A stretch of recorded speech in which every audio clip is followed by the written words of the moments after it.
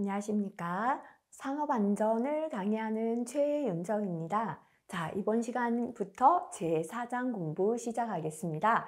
산업안전 심리 파트입니다. 우리 전체적으로 봐서요. 1과목 산업안전관리론에서 실기에서의 비중이 그래도 가장 낮다고 할 수 있는, 비중이 좀 덜 높다는 부분이죠. 그죠? 파트가 바로 산업안전 심리 파트입니다. 하지만 필기에서는 심리 파트에서도 또 문제가 잘 나오고 있고요. 건설안전을 준비하신다면 산업안전 심리 및 교육이 별도의 과목으로 분리되어 있습니다. 그래서 필기를 또 무시할 수는 없기 때문에요. 시험에 나오는 내용, 또 실기까지 중요한 내용 위주로 살펴보고 중요도가 조금 낮은 내용들은 그냥 넘어갈 테니까요. 스스로 한번 읽고 넘어가시는 정도로 공부하시면 되겠습니다. 자, 첫 번째 산업심리, 심리검사 종류나 심리검사의 기준 한번 볼까요? 우리가 심리검사가 뭔지 요거부터 한번 보고 지나가도록 하겠습니다. 산업심리학인데요. 왜 우리가 그러면 이게 심리학을 산업안전에서 왜 해야 합니까? 이렇게 생각하실 수 있어요. 자, 산업심리학, 사람을 적재적소에 배치할 수 있는 과학적인 판단과 배치된 사람이 만족하게 자기 책무를 다할 수 있는 여건을 만들어주는 방법을 연구하는 학문이다. 자, 우리가 적성에 맞지 않는 일을 하게 된다면 일에 대한 동기부여가 안 되고 집중이 잘 안 되죠. 사고 위험이 높아집니다. 그래서 결과적으로 사고를 줄이기 위해서는 적재적소 배치가 굉장히 중요합니다. 그 사람의 성향과 적성에 맞는 배치를 하는 것이죠. 그래서 우리 안전에서도 산업심리 파트가 굉장히 중요하다라고 보시면 되겠습니다. 자, 그러면 심리검사 종류고요. 심리검사 기준, 한 번씩 필기에 출제됩니다. 검사는 당연히 표준화되어 있어야겠죠. 검사 방법이 표준화되지 않는다면 문제가 있겠죠. 신뢰성 있는 검사라야 되고요. 타당성이 있어야 되고 규준성이 있어야 된다. 예, 규정을 준수하는 거 좋습니다. 객관적이어야 되죠. 주관성, 당연히 안 되죠. 검사를 내 마음대로 검사하겠다. 이건 틀리죠. 그죠? 그래서 한 번씩 이렇게 틀린 내용으로 필기에 출제되고 있습니다. 자, 그러면 각각 산업심리검사의 구비 요건. 첫 번째 타당성입니다. 측정하려고 하는 성능을 어느 정도 충실히 수행하고 있는가를 나타낸다. 성능이 얼마나 타당한가를 나타낸다. 이게 타당성이다 보시면 되겠습니다. 신뢰성은 동일한 검사를 동일한 사람에게 시간 간격을 두고 실시할 때 그 결과가 크게 다르지 않아야 한다. 똑같은 사람에게 똑같은 검사를 했는데요. 어제 오늘 매일 달라요. 그러면 시험에 대한 검사에 대한 신뢰도가 떨어지겠죠. 그래서 신뢰성은 검사 결과가 크게 다르지 않은 게 신뢰성이 됩니다. 실용성이죠. 검사를 실시하고 채점하기 용이. 검사는 했는데요. 채점이 너무 어려워서 일주일 한 달 걸립니다. 실용성이 떨어지는 거예요. 결과 해석이나 이용이 간단해야 돼요. 그래서 검사에는 결과를 작업자한테, 근로자한테 줬는데요. 아무리 읽어도 해석을 못 하겠어요. 이것도 실용성이 낮다, 그죠? 그리고 지나치게 비용이 높다면 이것도 실용적이지 못한 거예요. 그래서 산업심리검사 구비 요건에는 성능이 타당해야 된다, 타당성. 검사 결과가 크게 다르지 않아야 된다, 신뢰성. 그리고 결과 해석이나 이용 방법이 간단하고 비용이 적게 들어야 된다, 실용성이 되겠습니다. 그럼 위에서 기준이고 이거는 구비 요건이죠. 이런 게 시험에 나오면 조금씩 혼돈됩니다. 심리검사 기준이었고요. 지금은 심리검사를 하는 갖추어야 하는 구비 요건이다. 이렇게 보시면 되겠습니다. 자, 그 다음 넘어갈게요. 직무 스트레스의 내외적 요인. 한 번씩 필기 나오는데요. 이것도 틀리기가 쉬워요. 직무 스트레스는 업무로 인한 스트레스죠.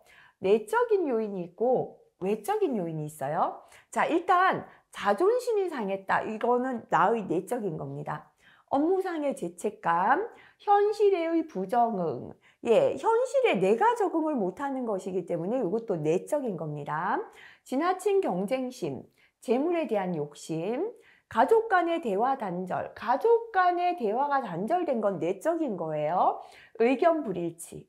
출세욕의 좌절감, 자만심의 상충, 이런 게 내적인 거고요. 외적인 건 경제적으로 빈곤하다. 내 내적인 게 아니라 내 속에 있는 문제 아니라 외부 돈의 문제이기 때문에 외적인 겁니다. 가족 관계의 갈등이 심화되는 거 외적인 거예요. 이거 혼동되시기 쉬워요. 가족 간의 대화가 안 되고 의견이 일치하지 못하는 건 내적인 건데요. 가족 간의 갈등이 깊어졌다. 이건 외적인 겁니다. 직장에서 대인 관계상의 갈등과 대립, 가족의 죽음이나 질병, 자신의 건강 문제, 이것도 주의. 나의 건강도 내면적인 게 아니라 외적인 거다라고 봐야겠습니다. 한 번씩 나옵니다. 자, 산업 심리에서 사고 요인, 이건 한번 스스로 보시면 되겠습니다. 직무 스트레스에 의한 건강장애 예방 조치, 역시나 스스로 한번 읽어보시고요. 자, 그 다음에 직업 적성과 직무 분석에서 적성 검사 분류 및 특성, 그죠? 이렇게 적재적소 배치를 위해서는 이 사람은 어떠한 적성을 갖고 있는지 검사가 필요하겠습니다. 자, 그래서 또 여기서도 보면 신체적 검사, 신체 검사는 체격을 검사하는 거고요. 생리적 검사가 있고 심리학적 검사가 있죠. 간혹은 섞어놓고요. 다음 중 심리학적 검사가 아닌 것을 골라라. 생리적 검사를 골라라. 이렇게 나오는데요. 생리적 검사는 괄호하시고 육체적이다. 이렇게 적어 놓으시면 좀 쉬워요. 육체적인 검사예요. 자, 볼게요. 감각 기능. 눈으로 보고, 우리 귀로 듣고 말하고 이거 전부 다 생리적, 육체적인 거죠. 심폐 기능. 숨 쉬는 기능도 생리적, 육체적인 겁니다. 체력 검사. 나의 체력이 얼마나 되는가? 이것도 육체적인 거죠. 근데 심리학적 검사는 지능, 지각 동작. 이거는 동작이지만 머리가 회전하는 동작을 검사하는 거니까 심리학적이고요. 기능 검사 주의하세요. 기능이니까 손으로 하는 육체적인 거 아닙니까? 할 수 있는데요. 기능을 얼마만큼 익힐 수 있는가는 심리학적인 거고요. 인성 검사 해당됩니다. 두 가지를 섞어서 한 번씩 필기 출제되는데요. 이것도 좀 우리 산업심리 파트에서는 실기에서 비중은 낮지만 필기에서는 제법 문제가 나오는데 틀리기가 쉬운 문제들이 있거든요. 상당히 또 혼돈될 수 있기 때문에요. 이런 거 한번 보고 지나가시면 좋겠습니다. 자, 그 다음에 직무를 분석하는 방법. 우리가 사람을 적재적소에 배치하기 위해서는 업무를 분석해 놔야 됩니다. 이 일이 어떤 일이다라는 분석이 되어야 적합한 사람 배치를 할 수가 있겠죠. 그래서 직무를 분석하는 방법이다, 그죠? 첫 번째는 면접법이에요. 말 그대로 면접하는 겁니다. 직무를 실제 수행하는 종업원과 직접 대면하여 직무 정보를 얻는 방법입니다. 직원한테 직접 종업원한테 이건 어떻게 일하는 겁니까? 이렇게 물어보는 게 면접법이고요. 질문지법 또는 괄호하시고 설문지법 똑같습니다. 질문지나 설문지를 통해서 직무를 분석하는 거죠. 그죠? 자, 그 다음에 직접 관찰법은 직무를 수행 중인 종업원의 행동을 관찰하는 거예요. 말 그대로 일하고 있는 모습을 직접 관찰해서 업무를 판단하는 겁니다. 그 다음 일지작성법은 직무 수행자가 매일 작성하는 업무 일지로 해당 직무 정보를 수집하는 방법이 되겠습니다. 자, 그 다음에 결정사건 기법은 결정적인 사건을 보는 거예요. 예를 들어서 뭐 이 사람이 사고를 일으켰다거나 이런 결정적인 사건을 통해서 뭐 사고 같은, 그죠? 예를 들어 팔에 연필 적으시면 돼요. 직무행동 가운데 중요한 혹은 가치 있는 면에 대한 정보를 수집하는 거예요. 직무 행동 중에서 전부 다가 아니라 이 직무에서 제일 중요한 건 뭐다? 가치 있는 건 뭐다? 위험한 건 뭐다? 이런 식으로 정보를 수집하는 게 결정 사건 기법이 됩니다. 직무 행동 가운데 중요한 혹은 가치 있는 면에 대한 정보를 수집하는 방법으로 직무 수행과 성과 간의 관계를 직접적으로 파악할 수 있고요. 성공적이지 못한 근로자, 다시 말하면 사고를 낸 사람, 우리가 기억할 때는요. 사고 낸 사람, 성공적인 근로자, 사고를 안 일으킨 사람, 그죠? 이렇게 결정적인 사고가 없는 사람, 뭐 예를 들어서 결정적인 사건을 가지고 이렇게 성공적이지 못한 근로자, 성공적인 근로자를 구별해내는 행동을 밝히는 목적으로도 사용되는 게 결정 사건 기법이 되겠습니다. 자, 그 다음에 워크 샘플링법이다. 그죠? 관찰법을 개발한 것으로 전체 작업 과정 동안 무작위로 많은 관찰을 통해서 직무행동에 관한 정보를 얻는 거죠. 그래서 샘플링을 통해서 일하는 모습을 샘플링해서 그 관찰하면서 직무행동에 관한 정보를 얻는 걸 뜻하고요. 혼합법은 두 가지 이상 방법을 혼합하여 사용하는 게 되겠습니다. 가볍게 읽으면서요. 별표 있는 내용 정도 한번 보시면 되겠습니다. 자, 그렇다면 이렇게 우리가 업무와 사람을 관리하는 게 인사관리죠. 인사관리가 왜 안전에서 중요한가? 그죠? 인사관리의 중요 기능이 되겠습니다. 조직과 리더십, 그죠? 어느 조직이건 조직 안에서 리더의 역할은 굉장히 중요합니다. 그래서 조직과 리더십 때문이고요. 선발이죠. 시험 또는 적성 검사. 적성에 맞는 사람을 선발하기 위해서도 인사관리 필요합니다. 적정 배치를 위해서도 필요하고요. 작업 분석, 업무 평가, 상담 및 노사 간의 이해를 위하여 인사관리가 필요하다. 그죠? 이것도 한번 보고 지나가시면 되겠습니다. 자, 그 다음에 적성 배치의 원칙을 볼게요. 적성 검사를 실시해서 개인의 능력을 평가해야겠죠. 직무평가를 통하여 자격 수준을 정하고요. 주관적인 감정 요소는 배제해야죠. 이게 시험에 나오면 주관적인 감정 요소를 따른다. 그죠? 다시 말하면 내 마음에 드는 사람, 이건 X다 해놓으시면 되겠죠. 주관적인 감정 요소에 따른다는 건 내 마음에 드는 사람은 쉬운 일을 시키고 마음에 안 드는 사람 힘든 일 시키고 이런 형태잖아요. 주관적인 감정 요소는 배제하는 게 맞죠. 인사관리 기준 원칙에 준해야 하고 직무에 영향을 줄 수 있는 환경적인 요소를 검토하는 것도 좋겠습니다. 자, 그 다음 인간의 특성과 안전과의 관계인데요. 자, 인간의 특성 한번 보겠습니다. 첫 번째 간결성의 원리, 간혹 필기에 나옵니다. 최소 에너지에 의하여 목적에 달성하려는 경향. 우리가 어떤 일을 할 때요, 쉽게 하려고 하잖아요. 최소 에너지, 쉽게 일하려고 하는 게 간결성의 원리다라고 보시면 되겠습니다. 생략 행위를 유발하는 심리적 요인에 해당합니다. 근데 여기서 비교할게요. 생략 행위죠. 간결성의 원리는 최소 에너지에 의해 목적을 달성하는 쉽게 일하려고 하는 거예요. 생략 행위는 작업 현장에서 소정의 작업 연구를 사용하지 않고 써야 되는 공구를 사용하지 않았죠. 이거는 생략한 거예요. 근처의 연구를 사용했다고 해서 써야 되는 연구를 안 썼기 때문에 그거는 뭐다? 생략한 것이다. 그래서 이게 대표적인 예입니다. 해야 될 걸 하지 않는 게 생략 행위입니다. 작업 현장에서 소정의 작업 연구를 사용하지 않고 근처 연구를 사용해서 임시 변통하는 인간의 심리 결함 행위를 생략 행위다라고 합니다. 이 두 가지 조금 구분하시면 되겠습니다. 자, 그 다음에 두 번째 주의의 일점 집중 현상. 한 가지에만 집중하는 현상입니다. 인간은 위급한 상황 시에 가장 중요한 일에만 집중하게 됩니다. 우리가 지금 갑자기 굉장히 위험한 옆에서 폭발이 일어나요.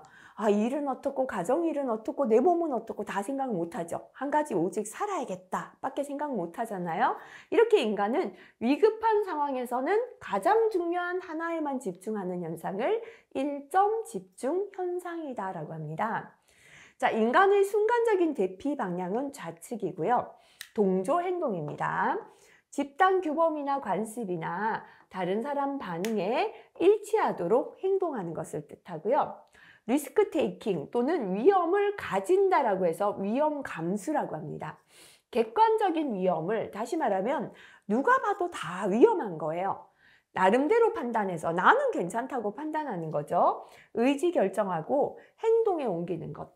남들은 보면 전부 다 위험해요. 빨간 신호등에 건너가는 거 위험하잖아요. 근데 나는 차가 안 오는데 뭐 괜찮아. 이렇게 나름대로 판단해서 위험을 가지는 거. 요거를 리스크 테이킹, 위험 감수다라고 합니다. 자, 그 다음에 감각 차단 현상이죠. 말 그대로 감각이 차단되는 건데요. 어떨 땐가 하면 단조로운 업무가 장시간 지속될 때, 우리가 오후에 점심을 먹고요. 오후에 나른하잖아요. 근데 단조롭게 계속 이제 조립하는 업무를 반복한다 하면 졸리면서 집중이 안 되겠잖아요. 그죠? 이렇게 감각 기능이나 판단 능력이 둔화 또는 마비되는 현상을 감각 차단 현상이다라고 하겠습니다. 자, 그 다음에는 산업 안전 심리의 5가지 요소로 넘어가겠습니다. 내용보다는 5가지 요소를 그냥 기억하시면 되는데요. 산업 안전 심리의 5가지 요소입니다. 첫 번째는 동기예요. 자, 그 일을 하게 된 동기 중요하죠. 그죠? 동기는 능동적인 감각에 의한 자극에서 일어나는 사고의 결과로서 사람의 마음을 움직이는 원동력이에요. 어떠한 동기에 의하여 그 일을 하게 되었는가, 이거 중요합니다. 그죠? 그 다음에 두 번째는 기질인데요. 인간의 성격, 능력 등 개인적인 특성이에요. 타고나길 자분해서 사고를 안 일으키는 사람이 있는가 하면 타고나길 막 이렇게 성급해서 잘 실수하는 사람이 있죠. 아무래도 이렇게 성급하고 실수하는 사람이 기질적으로 사고를 일으키기 쉬운 사람이죠. 그죠? 그 다음 감정도 영향을 주죠. 감정이란 지각, 사고 등과 같이 대상의 성질을 아는 작용이 아니고 희로애락, 그날 내가 기쁘고 즐겁고 슬프고 뭐 화나는 감정. 아무래도 감정이 고요할 때 사고가 적고요. 화가 나거나 이럴 때는 또 사고를 일으키는 요인이 될 수 있죠. 그리고 그 사람의 습성이나 습관. 습성이라는 건 타고난 어떤 동기나 기질, 감정에 영향을 받는 거고요. 자, 그 다음에 습관은 내 몸에 익숙해진 습관이다 보시면 되겠죠. 그래서 자, 요거는 각각은 무엇을 뜻한다라기보다는 산업안전심리의 5대 요소를 기억하시면 되겠습니다. 볼게요. 안전심리의 5대 요소입니다. 그 일을 하게 된 동기, 그죠? 그리고 그 일을 할 때의 나의 감정, 이렇게 묶어버리세요. 그 일을 하게 된 동기와 감정이 행동에 영향을 줍니다. 그리고 나의 타고난 기질과 습성과 습관 묶어버리면 되겠죠.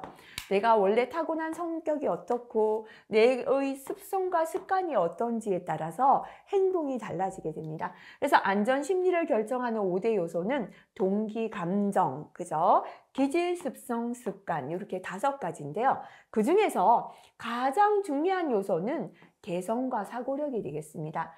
안전 심리에서 가장 중요한 요소는 각각의 타고난 개성과 그 사람이 사고하는 사고력에 따라서 안전 심리는 달라진다. 요거 한 번씩 필기 나오니까요. 보고 넘어가시면 좋겠습니다. 자, 그 다음에 이제 실기까지도 한 번씩 잘 출제되는 게 레윈의 법칙. 필기는 단골이고요. 실기는 간혹가다 출제됩니다. 레윈은 인간의 행동은 그 사람의 타고난 자질과 심리적인 환경의 함수관계다라고 했습니다. 자, 이게 무슨 뜻인가 볼게요. 내가 타고나길 급한 성격이 급하게 타고났어요. 막 지금 뛰어가는 사람이 있는데요. 붙들고 여쭤봤어요. 왜 이렇게 뛰어가세요? 하니까요. 나는 원래 성격이 급해요. 자, 이렇게 급한 성격인 사람 항상 급하게 행동합니다. 두 번째요. 다른 분이 달려가길래 붙잡고 물어봤어요. 왜 이렇게 급하게 가십니까? 내가 지금 너무 급한 일이 있어요. 애가 아파요. 그죠? 애가 지금 굉장히 아픕니다. 빨리 병원 가야 합니다. 아무리 타고나길 자분한 사람도 심리적인 환경, 내 마음속의 심리적인 부분이 굉장히 위급하고 다급할 때는 행동이 급하게 나온다라는 게 되겠습니다. 그래서 레위는 B는 behavior 할 때 인간의 행동이 되겠습니다. F는 펑션 할 때 함수 관계다. 곱하기 더하기 나누기 뭐 곱하기 더하기의 관계다라는 거고요.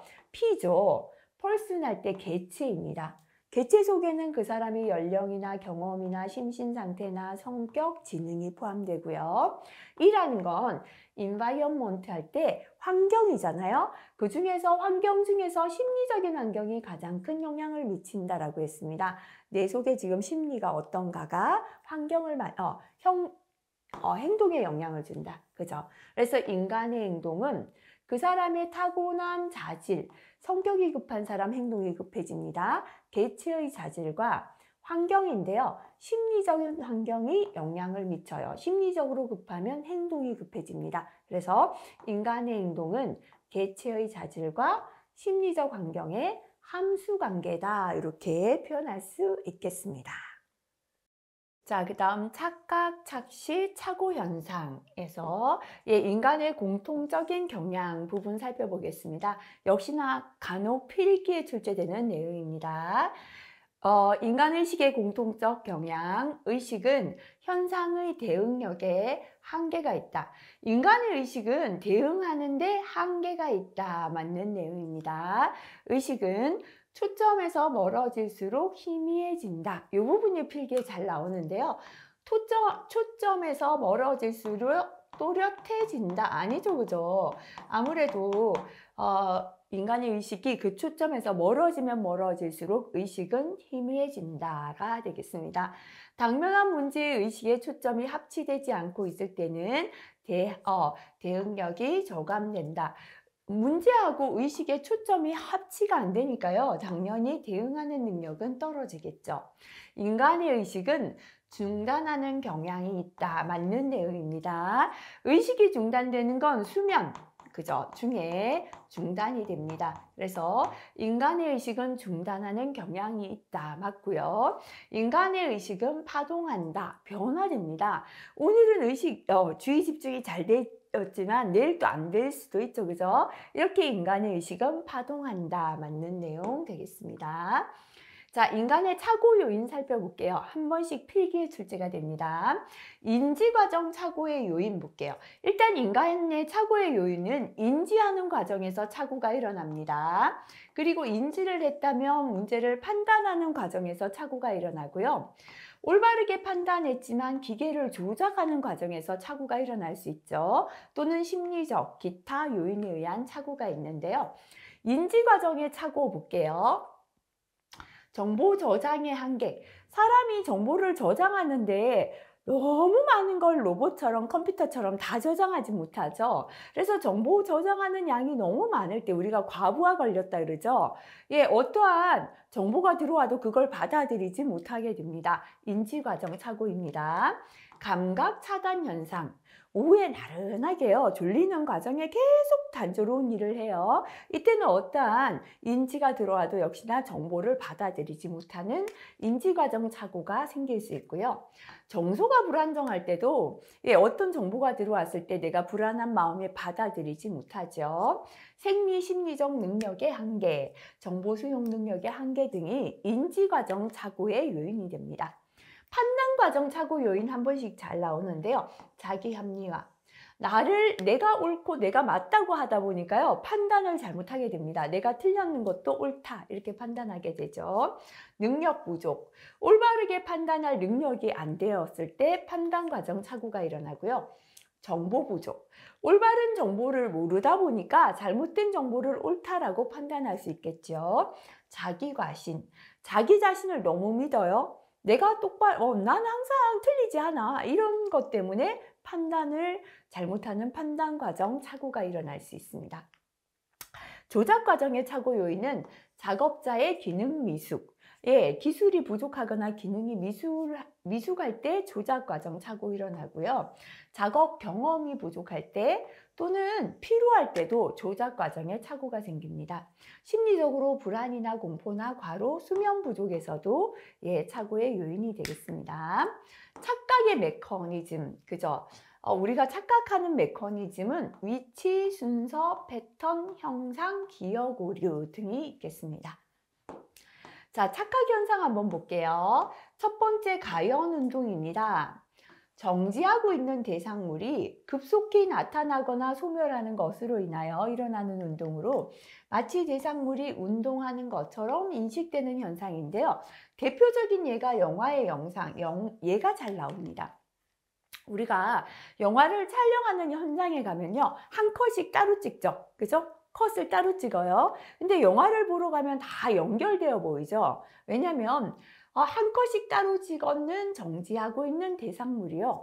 아주 빠르게 지나가다 보니까 우리 눈은 마치 운동하는 것처럼 인식하는 거예요. 이러한 현상을 가연 운동이다 라고 합니다. 정지하고 있는 것이 운동하는 것처럼 인식되는 현상, 영화의 영상, 이 대표적인 예가 되겠습니다.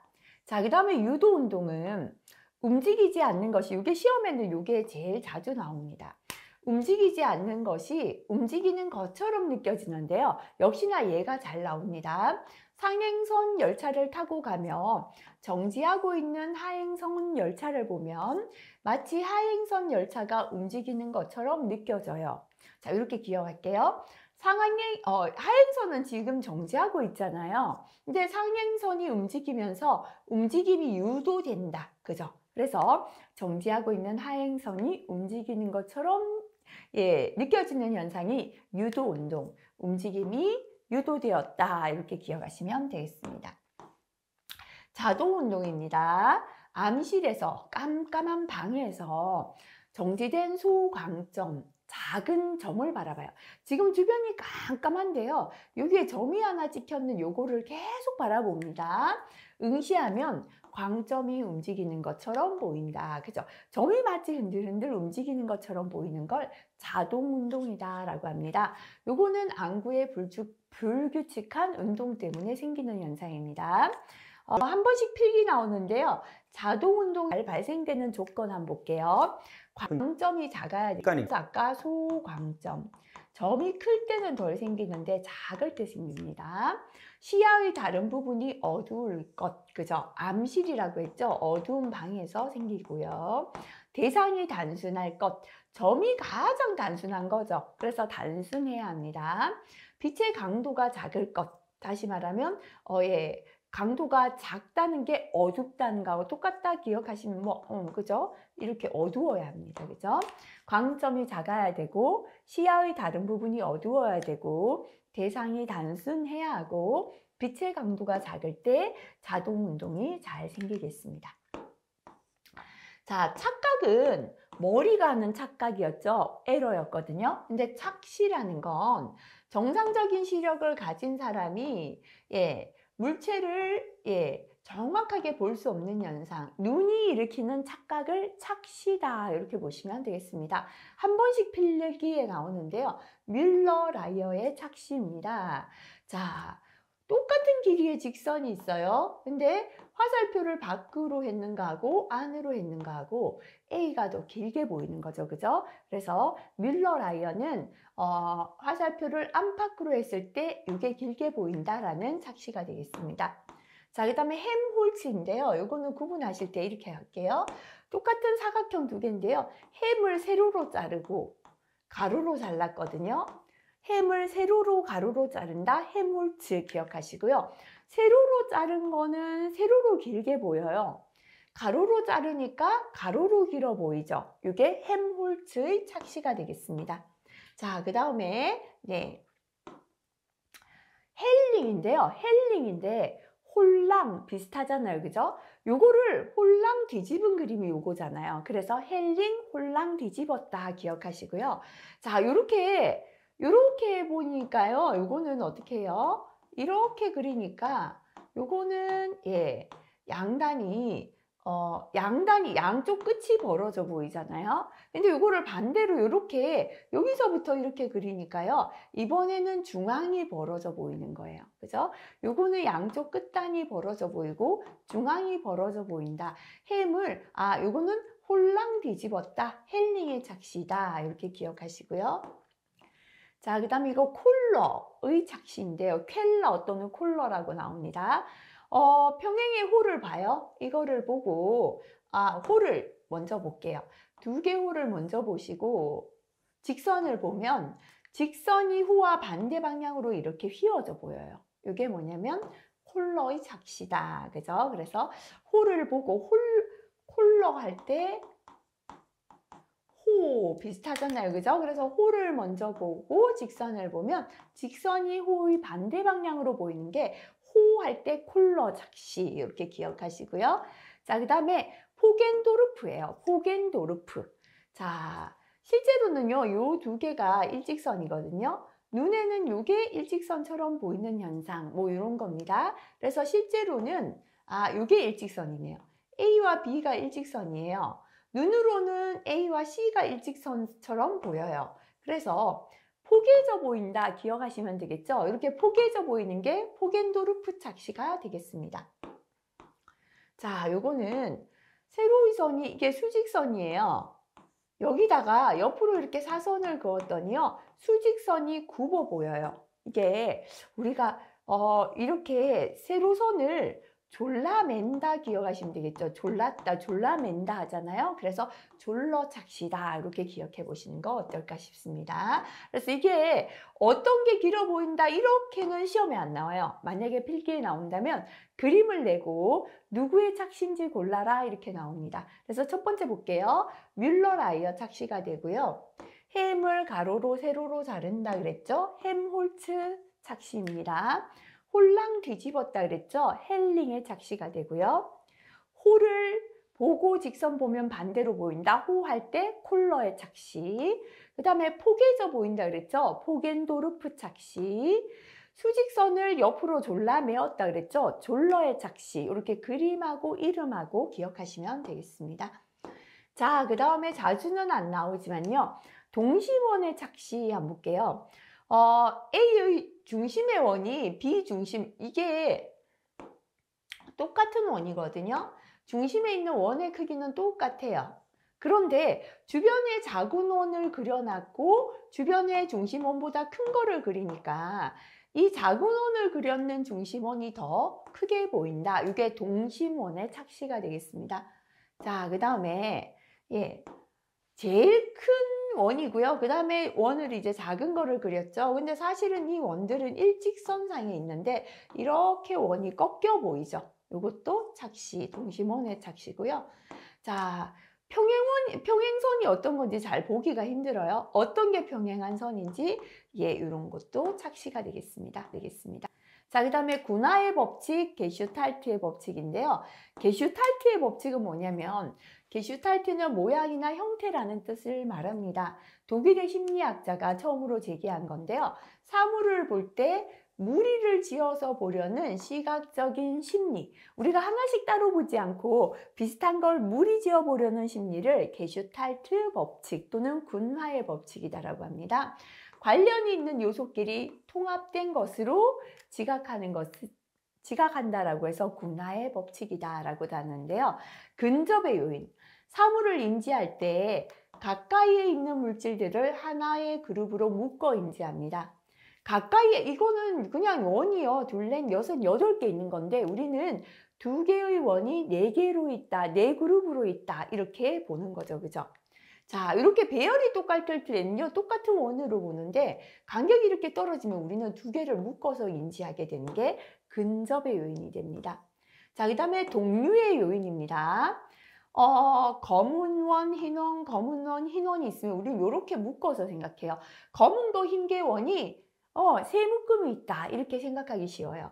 그래서 유사한 자극끼리 함께 묶어서 지각하는 걸 동류의 원인 또는 유사의 요인이라고 하고요. 자, 그 다음에 폐합의 요인인데요. 완성되지 않은 형태를 우리는 이렇게 묶어서 자꾸 보려고 합니다. 원 안에 원이 두 개 있다 이렇게 완성되지 않은 형태를 완성시켜 인지하는 게 폐합의 요인, 폐쇄적 요인이 되고요. 연속의 요인은 연속된 선으로 보는 거예요. 요소들이 부드러운 연속을 따라 함께 묶여 인지하게 된다. 그죠? 이렇게 묶어서 인지하는 거고요.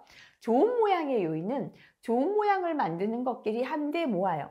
요게 있고 각각이 있거든요. 근데 우리는 이거를 사각형이네, 이렇게 되네, 이렇게 모아서 인식하려고 하는 게 있다. 그죠? 그래서 뭐 요거 밑에 거는 시험에 그렇게 자주 나오진 않았습니다. 요 정도 있다 정도만 보고 지나가시면 되겠습니다. 자, 이번 장은요, 이렇게 4장 내용 공부해 봤습니다. 실기까지 가는 내용 별로 없었죠. 아까 레윈의 법칙 정도만 한번 좀 기억해 주시고요. 나머지는 별표 있는 내용 위주로 가볍게 읽으면서 별표 내용 한 번 더 강조해서 읽고 지나가시면 되겠습니다. 수고하셨습니다.